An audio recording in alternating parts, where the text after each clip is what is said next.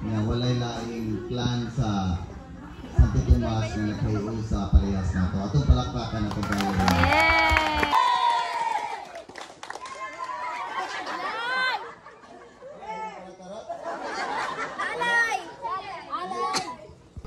Parehas na po sa ato ang tema.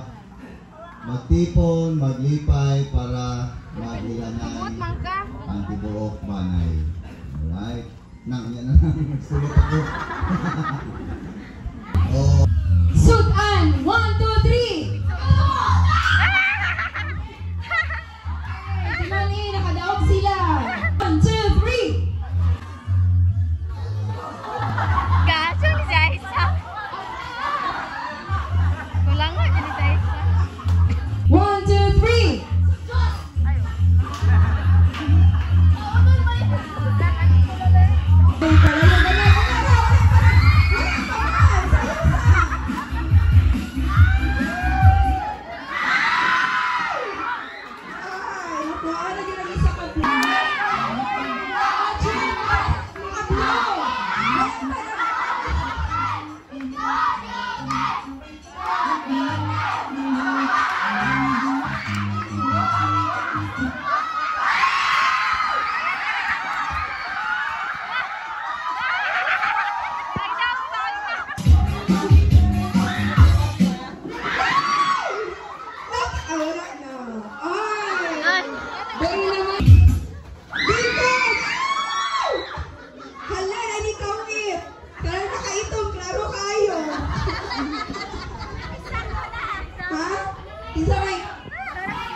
Sige ka mo, tanaw diha kay puti. Sorry.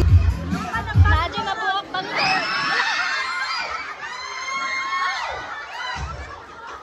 Gabi.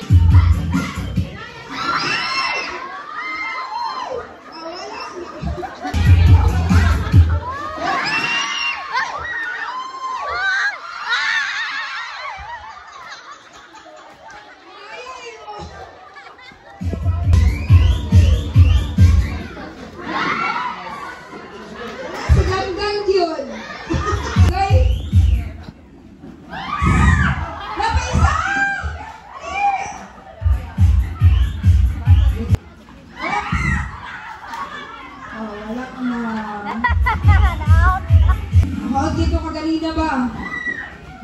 Ay, baba. Takan na! Huwag isayaw!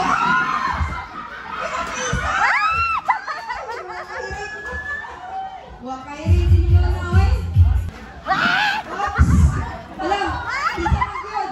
Tisa magyod na! Lupay juga na kung itong lubot, oy!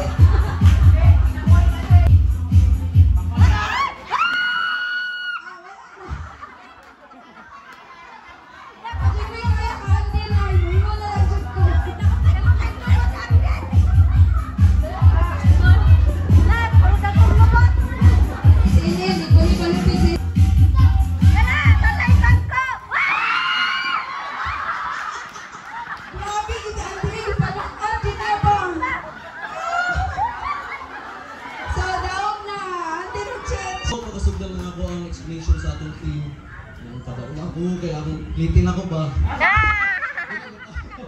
Tipon kita karon para atong reminisce ang ato ang previous memories sa mga previous reunions nato sa mga miaging 2A. Nagtipon! Kung saan ito gibuhat karon? Nagtipon ta karon tungod sa atong reunion. So, sa atong karon panagtipon, mao ni ang atuang tinuging unta pero nalimtan tungod sa pandemic. Reunion karon atong yung gikuha ang kinauyukan kung diin pagikan. Gikan ni Pio Rupina. Yan, tima dayon tag managtipon.